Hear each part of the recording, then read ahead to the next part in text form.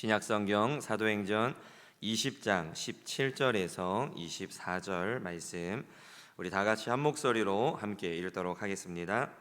바울이 밀레도에 사람을 에베소로 보내어 교회 장로들을 청하니 오매 그들에게 말하되 아시아에 들어온 첫날부터 지금까지 내가 항상 여러분 가운데서 어떻게 행하였는지를 여러분도 아는 바니 곧 모든 겸손과 눈물이며 유대인의 관계로 말미암아 당한 시험을 참고 주를 섬긴 것과 유익한 것은 무엇이든지 공중 앞에서나 각 집에서나 거리낌 없이 여러분에게 전하여 가르치고 유대인과 헬라인들에게 하나님께 대한 회개와 우리 주 예수 그리스도께 대한 믿음을 증언한 것이라. 보라, 이제 나는 성령에 매여 예루살렘으로 가는데 거기서 무슨 일을 당할는지 알지 못하노라. 내게 증언하여 결박과 환난이 나를 기다린다 하시나 내가 달려갈 길과 주 예수께 받은 사명 곧 하나님의 은혜의 복음을 증언하는 일을 마치려 하면은 나의 생명조차 조금도 귀한 것으로 여기지 아니하노라. 아멘. 할렐루야, 할렐루야, 아멘. 오늘도 이 저녁 이렇게 하나님 앞에 나와 예배드리는 우리 동강의 모든 성도님들과 또 있는 처소에서 또 가정에서 온라인으로 예배드리는 우리 모든 성도님들 가운데 하나님의 은혜가 충만하고 오늘 예배를 통해 또 말씀을 통해 또 기도를 통해 하나님께서 주시는 그 사랑을 다시 한번 깨닫고 그 하나님과 함께 동행하며 살아갈 수 있는 우리 모두가 될 수 있기를 간절히 소망합니다. 아멘. 마틴 루터 킹 목사님은 미국의 흑인 목사로 흑인 인권을 위해 헌신한 사람으로 1968년 4월 4일 백인 과격단체의 일원에게 안타깝게 암살을 당하게 됩니다.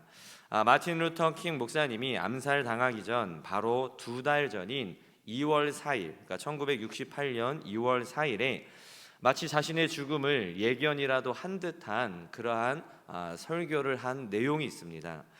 이 설교는 4월 9일, 그러니까 2달 전이죠. 1968년 4월 9일에 에버니저 교회에서 열린 연결식에서 이제 마틴 루터 목사님이 이제 암살 당하시고 4월 4일 날 암살 당하시고 4월 9일에 열린 그 에베니저 교회에서 열린 연결식에서 마틴 루터 킹의 아내인 코레타의 뜻에 따라 이 설교 녹음 테이프가 틀어졌는데 그 내용은 다음과 같습니다.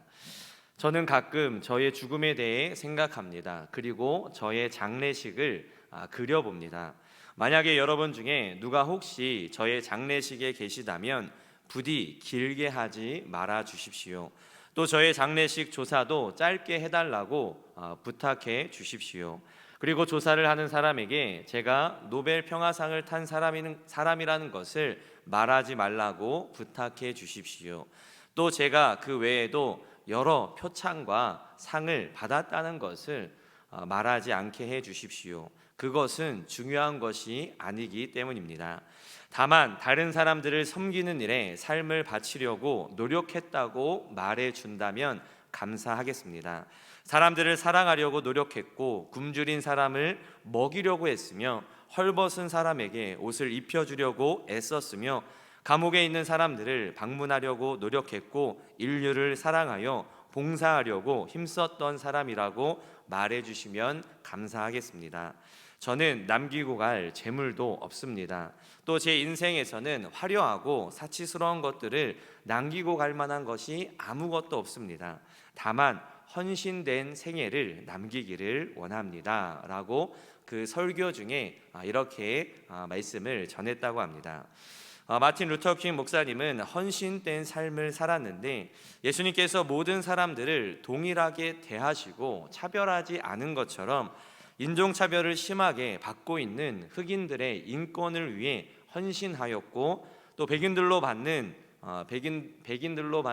그러한 흑인들의 인종차별을 없애기 위해 애쓰고 헌신하고 노력한 삶을 살았던 사람이 바로 미국의 마틴 루터 킹 목사님이었습니다.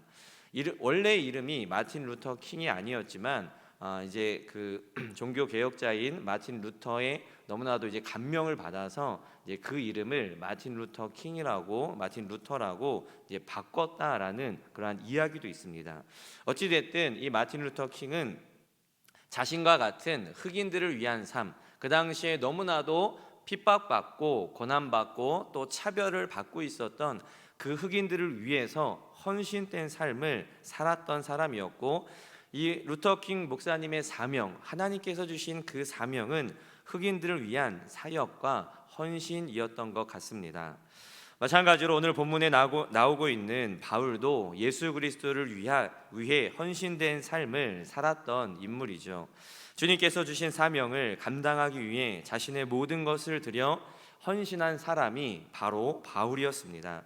바울은 우리가 잘 알고 있듯이 원래는 예수님을 믿는, 예수 그리스도를 믿는 사람들을 핍박하고 죽이는 일에 앞장섰던 인물입니다.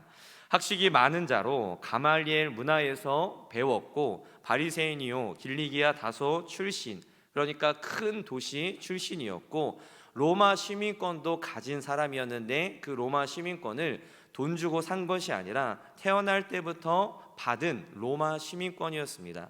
그 당시에 로마 시민권을 가지고 있었다라는 것은 굉장히 큰, 어떻게 보면 힘을 가지고 있었던 것과 마찬가지였습니다.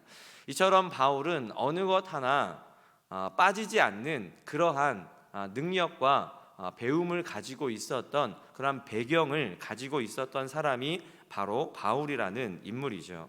그런데 이렇게 부족한 것 없는 바울이 주님의 일을 위해, 예수 그리스도 복음을 위해 헌신했습니다. 주를 위해 자신의 생애를 다 바치고 자신을 위한 것을 모두 포기하고 주께서 맡겨주신 일에 헌신하는 그러한 삶을 살았던 것이죠. 이런 바울의 헌신의 모습을 살펴보며 우리에게 주시는 하나님의 말씀이 무엇인지 이 시간 함께 나누도록 하겠습니다. 바울의 헌신의 모습은 겸손한 모습의 헌신이었습니다. 우리 19절 말씀을 다시 한번 읽어보도록 하겠습니다. 19절입니다.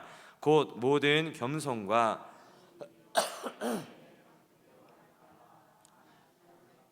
주를 섬긴 것과. 아멘. 바울은 주님의 일을 위해 끊임없이 자신을 낮추고 겸손한 모습을 보였습니다. 그래서 바울 서신을 보면 하나님만을 높이고 하나님께 영광을 돌리며 자신이 한 일이 아니라 하나님의 능력과 은혜로 감당할 수 있음을 고백하고 있습니다. 그러한 고백들을 바울 서신들을 통해서 우리가 자주 볼 수 있는데, 고린도전서 15장 10절을 보면 그런 바울의 모습을 볼 수 있습니다. 우리 함께 읽어보도록 하겠습니다. 그러나 내가 나된 것은 하나님의 은혜로 된 것이니 내게 주신 그의 은혜가 헛되지 아니하여 더 많이 수고하였으나 내가 한 것이 아니요 오직 나와 함께 하신 하나님의 은혜로라. 아멘. 이 말씀을 보면 내가 나된 것은 하나님의 은혜로 된 것이니 또 오직 나와 함께 하신 하나님의 은혜로라 라고, 바울은 내가 이렇게 할 수 있는 것은, 내가 이렇게 하나님의 사역을, 그 사명을 감당할 수 있는 것은 내가 잘나서가 아니라, 나의 능력이 아니라 하나님께 주신 은혜로 감당할 수 있었다라고 고백을 하는 것이죠. 또 갈라디아서 6장 14절 말씀을 보면 우리 같이 읽어보도록 하겠습니다. 그러나 내게는 우리 주 예수 그리스도의 십자가 외에 그리스도로 말미암아 세상이 나를 대하여 십자가에 못 박히고 내가 또 세상을 대하여 그러하니라. 아멘. 사실 바울은 자랑할 것이 많은 사람이었습니다. 자신의 배경과 학식을 자랑할 수 있었고, 또 자신이 얼마나 수고하고 헌신하였는지 사람들에게 내가 이만큼, 내가 이렇게 했다라고 말할 수 있는 그러한 또 자격을 충분히 갖춘 사람이 바로 바울이었습니다. 바울이 세운 교회, 바울이 전도한 사람들만 해도 셀 수 없이 많았기 때문에 바울만큼 자랑할 것이 많은 사람은 없을 것입니다. 또한 바울은 배운 것이 많고 능력이 많았기에 사람들을 많이 전도한 것에 대해 자신의 능력으로 가능했다라고 생각할 수 있는 사람입니다. 하지만 바울은 그렇게 생각하지 않았고 자랑하지 않았습니다. 그래서 아까 좀 전에 읽었던 갈라디아서 말씀을 보면 십자가 외에 결코 자랑할 것이 없다라고 고백을 할 수 있는 거죠. 내가 많은 것을 가지고 있지만, 나의 배경이 좋고 내가 어디서 배웠고 어디 출신이고 무엇을 가지고 있고 또 수많은 사람들을 전도하고 교회를 세웠고 내가 이만큼 일을 했다라고 자랑할 수 있는 사람이었지만, 바울은 결코 자랑하지 않고 십자가 외에 결코 자랑할 것이 없다, 그런 것들을 자랑할 필요 없다라고 말하면서 항상 겸손함으로 자신의 능력으로 한 것이 아니라 하나님의 은혜로, 하나님의 능력으로 했음을 고백하고 있는 것이죠. 아프리카에서 가장 덥고 독사와 악어가 들끓는 곳으로 이름난 가봉이라는 나라의 랑바레네라는 곳에 서양집도 아니고 또 그곳 토착민들의 집도 아닌 40여 채의 자그마한 집들이 있었습니다. 그 집들은 그 지방에 있는 부족민들을 위한 병원으로서 알버트 슈바이처가 세운 것입니다. 알버트 슈바이처는 1875년 독일 알자스 지방에서 태어나 26살 때 이미 철학, 신학, 음악의 세 가지 분야에서 박사 학위를 취득했습니다. 우리가 이제 의료 선교의 의료 의사로서 더 많이 이제 슈바이처를 알고 있는데, 슈바이처는 철학도 전공했고 신학도 전공을 해서 이제 목사로서의 이제 사역도 했던 분이었고, 또 음악도 이제 전공을 했기 때문에 특별히 오르간을 전공해서 이제 파이프 오르간을 잘 다루고 또 만질 수 있는 그러한 능력을 가진 사람이었다고 합니다. 의학 박사의 학위까지 이렇게 네 가지의 박사 학위를 가진 박학의 사람이 바로 이제 슈바이처죠. 그런 그가 1913년 그 모든 것을 다 내려놓고 가장 불쌍한 사람들을 위해 예수의 복음을 전하러 아내와 같이 아프리카로 가게 됩니다. 그곳에 이르러 그는 병원을 세우고 원주민을 돌보아주며 주의 복음을 전하죠. 하지만 환경은 열악했습니다. 그럼에도 불구하고 그는 그곳에서 주님의 사랑과 복음을 전하며 헌신하였습니다. 보장된 미래가 있었고 교수직이라는 좋은 직업도 있었으며 많이 배웠고 많은 능력을 가진 사람이었습니다. 그래서 슈바이처가 아프리카로 간다라고 이야기를 했을 때 가족들과 그를 알고 있는 사람들이 모두 다 반대를 했습니다. 그런데 슈바이처는 오래전부터 꿈꿔왔던 일이 바로 아프리카 선교, 그리고 어려운 사람들을 돕는, 섬기고 봉사하는 그러한 일이었기 때문에 슈바이처는 그러한 가족들과 지인들을 설득하여서 결국에는 아프리카로 가게 된 것이죠. 이렇게 보장된 미래가 있었지만, 많이 배웠고 많은 능력을 가진 사람이었지만, 그런 능력들을 하나님의 일을 위해 겸손하게 사용한 사람이 바로 슈바이처였습니다. 자신이 많이 배우고 가진 능력이 많다고 해서 자랑하지 않고 오히려 약한 자들을 위해 섬기고 헌신한 슈바이처의 모습이야말로 겸손한 헌신의 모습인 것이죠. 제가 예전에 서울에 있는 교회에서 이제 역천교회라는 교회에서 파트 전도사로 사역할 때 일입니다. 역천교회는 은평교회하고 좀 굉장히 가까운데 이제 그 역천교회에서 유초등부를 담당했던 그러한 때가 있었습니다. 그 파트 전도사로 사역할 때 이제 유치부 부장님으로 계셨던 남자 안수 집사님이 계셨습니다. 현재는 장로님이 되신 걸로 알고 있는데, 저는 유초등부 전도사로 사역을 하고 있었는데 유치부와는 같은 층에 있었습니다. 그러니까 같은 층에 유치부 부서실이 있고 또 제가 담당하고 있는 유초등부 부서실이 있었습니다. 그래서 가까이 있었기 때문에 자주 유치부 아이들과 교사들을 만날 수 있었습니다. 토요일 날 예배를 준비할 때도 만날 수 있었고, 또 주일 날 예배를 준비할 때도, 예배가 또 끝났을 때 유치부 아이들과 교사들을 이제 만날 수 있었던 것이죠. 유치부를 섬기시는 그 안수 집사님께서는 서울에 어느 정도 규모가 되는 회사의 CEO였습니다. 유치부를 섬기던 전도사님이 한번 이제 부장 집사님을 만나기 위해서 회사로 찾아간 적이 있다고 했는데 이 회사 건물도 멋지고 부장님이 쓰시던 사무실도 엄청 넓고 좋다라고 이야기했던 것이 생각납니다. 그런데 이 유치부 부장님께서 교회 화장실을 청소하던 모습을 제가 종종 볼 수 있었습니다. 이제 부장님께서 남자분이시니까 제가 남자 화장실을 그 층에 부서실이 있는 층에 이제 남자 화장실을 이용하려고 할 때 그 남자 화장실을 청소하던 모습을 제가 종종 이제 봤습니다. 유치부 부서실이 있던 그 층의 화장실이 더러우면 깨끗하게 청소하시던 모습을 자주 볼 수 있었고, 또 유치부 부서실이 더러우면 먼저 손수 소매를 걷어붙이시고 혼자서 그렇게 부서실을 청소하시던 모습을 볼 수 있었습니다. 교회에 청소하시던 분이 따로 계셨지만 역천교회가 작은 교회가 아니기 때문에 청소하시던 분이 따로, 일하시는 분이 따로 있었습니다. 그런데 따로 있었음에도 불구하고 이 유치부 부장 집사님께서 그 층에, 유치부가 있는 그 층에 화장실을 혼자서 청소를 하셨던 것이죠. 그리고 자기보다 나이 어린 청년 교사들, 또 전도사님을 잘 섬기고 유치부를 위해 열심히 일하시는 모습을 제가 가까이에서 볼 수 있었습니다. 그리고 부서 아이들을 사랑하셔서 항상 웃는 모습으로, 반가운 모습으로 아이들을 맞이하시는 그러한 모습도 항상 기억에 남습니다. 사회에서는 중견 기업의 CEO였고 대우받는 자리에 계셨지만 교회에서는 전혀 그런 모습을 보여주지 않았고 도리어 먼저 솔선수범하여 섬기고 헌신하는 모습, 겸손한 모습을 보여주셨습니다. 그분을 보면서 정말 겸손하게 헌신하는 것이 무엇인지 알게 되었고, 또 가까이에서 직접 볼 수 있는 그러한 좋은 기회가 되었습니다. 이처럼 우리는 겸손함으로 섬기고 헌신해야 합니다. 사회에서 그렇게 인정받고 또 CEO지만 교회에서는 그러한 티를 전혀 내지 않고 오히려 겸손하게 굳은 일을 마다하지 않고 먼저 솔선수범하는 그러한 모습처럼 우리도 겸손함으로 섬기고 헌신해야 하는 것이죠.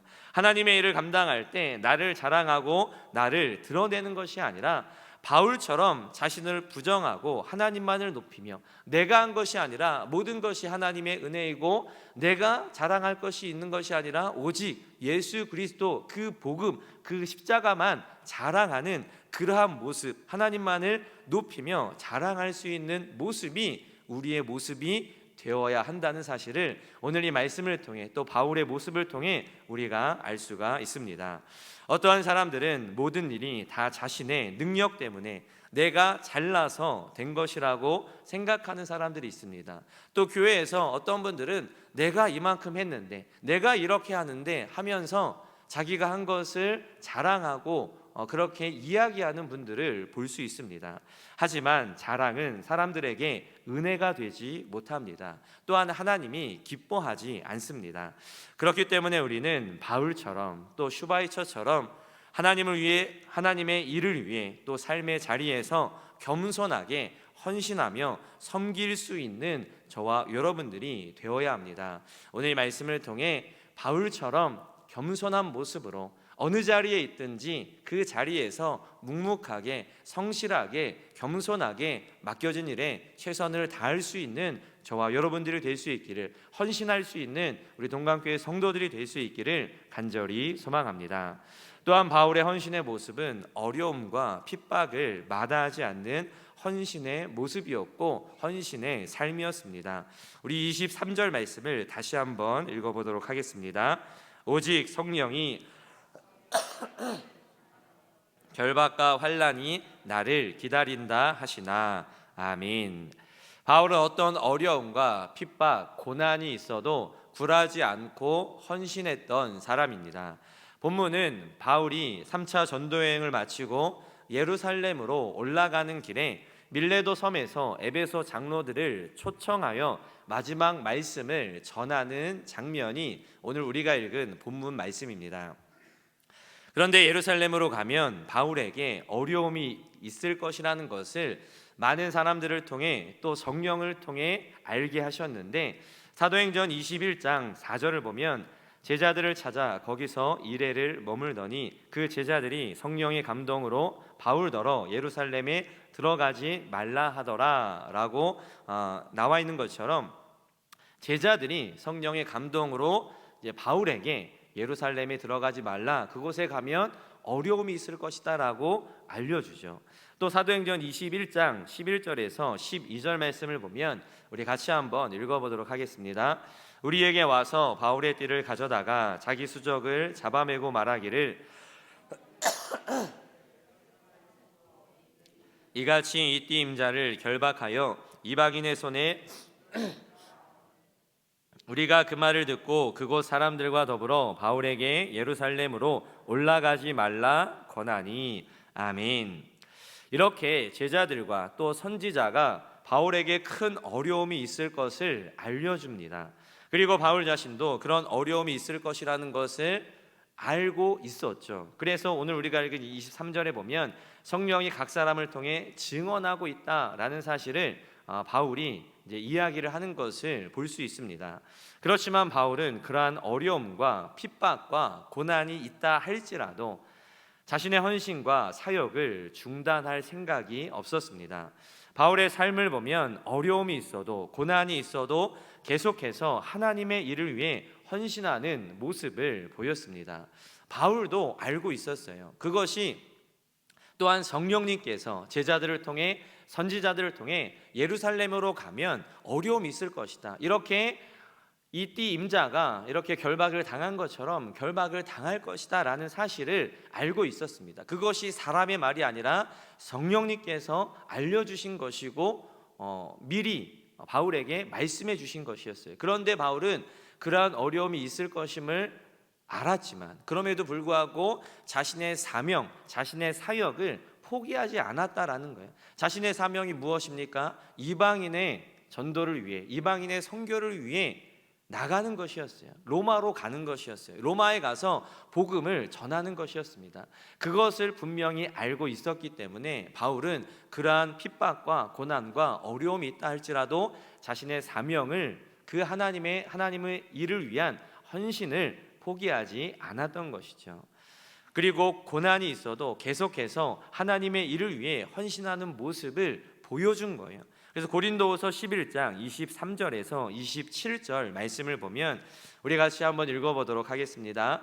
그들이 그리스도의 일꾼이냐 정신없는 말을 하거니와 나는 더욱 그러하도다.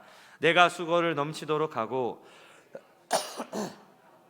매도 수없이 맞고 여러 번 죽을 뻔하였으니 유대인들에게 40에서 하나 감한매를 5번 맞았으며 3번 태장으로 맞고 1번 돌로 맞고 3번 파선하고 일주야를 깊은 바다에서 지냈으며 여러 번 여행하면서 이방인의 위험과 시내의 위험과 광야의 위험과 또 수고하며 애쓰고 여러 번 자지 못하고 줄이며 목마르고 여러 번 굶고 춥고 헐벗었노라. 아멘. 이렇게 바울은 이러한 어려움이 있었지만 이것을 보면 바울이 당한 어려움이 정말 너무나도 엄청난 것임을 알 수 있습니다. 옥에 갇혔고 매도 수없이 맞고 40에 하나 감한매, 그것을 5번 맞았고 태장으로 맞고 돌로 맞고 죽을 뻔하고 수없이 너무나도 힘들고 어려운 상황이 있었음을 이 바울의 고백을 통해서 볼 수가 있습니다. 그런데도 바울은 포기하지 않고 하나님의 일을 위해, 그 일을 위해 달려가는 일을 멈추지 않았습니다. 이 정도 되면 포기할 법도 한데 바울은 그렇게 하지 않은 것이죠. 도리어 더 헌신하고 하나님의 일을 더욱더 힘쓰는 그러한 모습을 볼 수 있습니다. 예전에 제가 파트로 사역하던 교회에 앞에 말씀드린 교회 말고 또 다른 교회인데 그 파트로 사역하던 교회에 오후 예배 찬양팀이 있었습니다. 그런데 이 오후 예배를 인도하는 찬양팀의 구성원들은 당시 30대 후반에서 40대 중후반의 집사님들로 이루어져 있었습니다. 찬양 인도하는 분도 집사님이었고 악기팀과 싱어들도 다 이제 30대 후반에서 40대 중후반의 집사님들로 구성된 오후 예배 찬양팀이었습니다. 그리고 그 중에는 부부도 계셨습니다. 그러니까 부부 집사님이 같이 찬양팀에 봉사를 하는 거죠. 아이들이 유치부, 유초등부에 다니는 집사님들도 있었고 또 중고등학교에 다니는 집사님들도 계셨습니다. 다 직장을 다니시거나 사업을 하시는 분들이었는데 오후 예배 찬양팀으로 헌신하는 모습을 보면서 참 멋지고 아름답다라는 생각을 했습니다. 그리고 반주를 하시는 집사님이 계셨는데 그 집사님의 아이도 유치부였습니다. 그런데 아이들을 교회에서 놀게 하고 오후 예배 찬양팀 반주를 하시고 또 끝나면 연습을 하셨습니다. 연습을 오후 예배 끝나고 하기도 했지만 때로는 평일에 모여서 연습하기도 하고 때로는 토요일에도 모여서 연습을 했습니다. 아이와 직장으로 인해 찬양팀을 하기에는 어려움이 있음에도 불구하고 그런 어려움까지 감당하면서 포기하지 않고 끝까지 헌신하는 그러한 모습들을 가까이에서 볼 수 있었습니다. 이처럼 우리는 어려움이 있다 할지라도 헌신해야 합니다. 우리에게도 이러한 헌신이 있기를 바랍니다. 어떠한 어려움과 고난이 있다 할지라도 예수 그리스도의 은혜와 사랑을 생각하시며 이겨내고 끝까지 헌신할 수 있는 저와 여러분들이 될 수 있기를 바랍니다. 마지막으로 바울의 헌신의 모습은 자신의 모든 것을 들여 헌신하는 모습을 보였습니다. 우리 24절 말씀을 다시 한번 읽어보도록 하겠습니다. 내가 달려갈 길과 하나님의 은혜의 복음을 증언하는 일을 마치려 하면은 나의 생명조차 조금도 귀한 것으로 여기지 아니하노라. 아멘.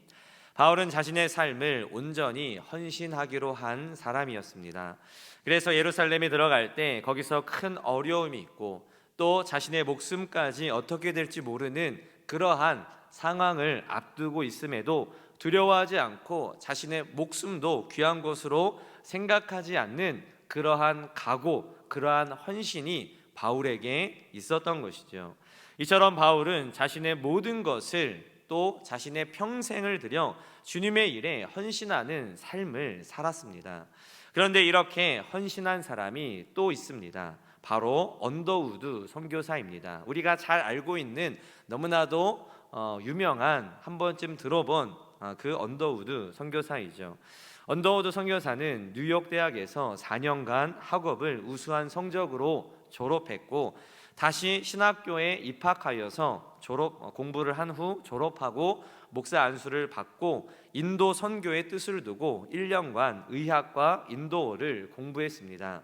그런데 조선 선교, 그러니까 우리나라죠. 우리나라 선교를 권하는 그러한 음성을 따라 1884년 조선 선교사로 임명받아 샌프란시스코에서 일본으로 이제 넘어왔고 그리고 다시 1885년 4월 5일 부활절 아침에 인천에 상륙을 하게 됩니다. 언더우드 선교사는 한국에서 선교를 하며 많은 일들을 했습니다. 여러 지역을 다니며 복음 전도 여행을 했고 고아원과 또 고아원들을 가르치는 고아 학교를 창설했으며 또 성서 번역, 이제 우리나라 말로 번역하는 그러한 번역 작업과 또 찬송가 번역에도 평생을 수고했습니다. 또한 세문안 교회 및 여러 교회를 세웠고 또 명성황후 시해 때 고종을 보살폈고 일제에게 주권을 빼앗길 때 가장 강력하게 반대했던 선교사가 바로 언더우드 선교사였습니다. 이 언더우드 선교사의 한 일화입니다. 이 언더우드 선교사가 한국에 가기 전 약혼녀에게 같이 한국에 갈 수 있냐라고 물었습니다. 약혼녀가 언더우드 선교사에게 물어봅니다. 그곳은 어떤 음식을 먹고 사나요? 그러자 언더우드 선교사가 대답합니다. 모릅니다. 그러자 약혼녀가 그럼 그곳에는 병원이 있나요? 그러자 또 언더우드는 모릅니다 라고 대답합니다. 약혼녀가 그럼 대체 당신이 아는 것은 무엇인가요? 라고 다시 한번 묻자 내가 딱 한 가지 아는 것은 그곳에는 하나님을 모르고 있는 1000만 명 이상의 생명이 있다는 것입니다 라고 대답을 했다고 합니다. 이 대답을 들은 약혼녀는 언더우드와의 약혼을 파기했다고 합니다. 그럼에도 언더우드는 한국으로 선교를 와서 수많은 일을 감당했고 우리나라를 위해 또 우리나라에 있는 영혼들을 위해 헌신했습니다. 이처럼 언더우드 선교사는 자신의 모든 것을 다해 그리고 우리나라의 복음화를 위해 헌신했던 분이었던 것이죠. 이 언더우드 선교사의 헌신이 없었다면 지금의 우리나라의 기독교는, 지금의 우리나라의 모습은 없었을 수도 있습니다. 우리는 바울이나 언더우드처럼 할 수 있을지 잘 모르겠습니다. 저도 바울처럼, 저도 언더우드처럼 과연 내가 그렇게 모든 것을 다 바쳐서, 나의 삶을 다 바쳐서, 평생을 다 바쳐서 그렇게 헌신할 수 있을까라는 생각을 해보게 됩니다. 그런데 자신은 할 수 없는 것 같아요. 하지만 이들과 같은 헌신의 각오와 마음은 우리가 늘 항상 가지고 있어야 합니다. 나의 모든 것을 들여서 그것이 생명일지라도 하나님 앞에 드릴 수 있는 그 마음, 헌신할 수 있는 결단이 우리에게 있어야 한다라는 것이죠. 물론 바울처럼 언더우드처럼 그렇게 할 수 없을지라도 그런 마음과 각오를 가지고 있다면 나에게 주어진 일에 대해서는 헌신할 수 있고, 내가 감당해야 될 그 몫을 위해서는 헌신할 수 있게 된다는 것이죠. 내가 달려갈 길과 주 예수께 받은 사명, 곧 하나님의 은혜의 복음을 증언하는 일을 마치려 하면은 나의 생명조차 조금도 귀한 것으로 여기지 아니하노라 하는 이 바울의 고백이, 이 마음이, 이 각오가 여러분의 것이 되기를 간절히 소망합니다. 오늘 말씀을 통해 헌신에 대한 이야기를 하였습니다. 좀 불편한 이야기죠. 힘든 이야기죠. 헌신하라고 하면 사실 듣기 거북하고 불편합니다. 힘듭니다. 지금 먹고 사는 것도 힘든데, 지금 내 삶을 살아가고 있는 것도 힘든데, 지금 내가 맡은 것을 감당하고 있는 것도 벅찬데 목사님은 왜 또 헌신하라고 하는 것이지? 라고 그런 마음이 들 수도 있어요. 저도 목회자 입장에서 생각해 보면 담임 목사님이 헌신하라고 하면 물론 헌신하야죠. 우리 강 목사님은 그런 말씀 한 적이 한 번도 없습니다. 그런데 담임 목사님이 그렇게 하라고 한다면 물론 헌신해야 되지만 때로는 이렇게까지 해야 되나? 라는 마음이 들 때도 있어요. 목회자들도 힘들 때가 있어요. 그런데 성도님들은 얼마나 더 힘들겠어요. 굉장히 불편하고 힘들게 하는 말씀 가운데 하나가 어쩌면 헌신에 관한 말씀일 수도 있습니다. 그런데 잘 생각해 보면 우리가 이렇게 살 수 있는 것, 우리가 이렇게 은혜를 누릴 수 있는 것은 바로 하나님이 우리에게 주셨기 때문입니다. 하나님이 우리에게 그 사랑을 베풀어 주셨고, 하나님이 우리에게 은혜를 주셨기 때문에 우리가 지금 이 자리에 있는 것이고, 우리가 지금 이 자리에 이만큼 살아갈 수 있다라는 거예요. 그 은혜를 생각한다면, 그 사랑을 생각한다면 우리가 주님을 위해 헌신하는 마음을 갖고 있는 것, 결단하는 것, 그리고 그 헌신하는 삶을 사는 것은 어쩌면 그 은혜에 대한 보답의 보답도 되지 못하지만, 그럼에도 불구하고 그 은혜에 우리가 조금이라도 하나님 앞에 헌신하는 모습을 보인다면 조금이라도 갚을 수 있는 그러한 모습이 되지 않을까라는 마음을, 생각을 가진다면 우리가 조금 더 하나님 앞에 헌신할 수 있을 것이라고 생각합니다. 헌신자의 삶을 살 수 있는 동강교회 성도들이 되기를 바랍니다. 코로나 이후 우리는 새로운 목사님과 함께 여러 가지 일들을 시작하게 될 것입니다. 정말로 많은 헌신자들이, 정말로 많은 일꾼들이 필요합니다. 그렇기에 오늘 말씀을 통해 우리 동강교회 성도들이 주님을 위한 일에 헌신할 수 있는 그 사랑과 그 은혜에 감사하면서, 하나님께서 나에게 베풀어 주신 그 사랑과 그 은혜에 감사하면서 헌신하기로 결단하고 실천할 수 있는 저와 여러분들이 될 수 있기를 바랍니다. 이제 돌아오는 주일이면 우리 행복축제, 전도축제 선포식이 있습니다. 이제 4월 마지막 주일이 초청 주일인데, 그 전도 행복축제를 위해서 여러 가지 일들, 또 전도의 일들을 하게 될 거예요. 그러기 위해서는 헌신자들이 필요합니다. 전도를 나가야 되는 성도들이 있어야 되고, 그 일에 헌신하는 자들, 그 일을 위해서 희생할 수 있는 자들이 필요하다라는 것이죠.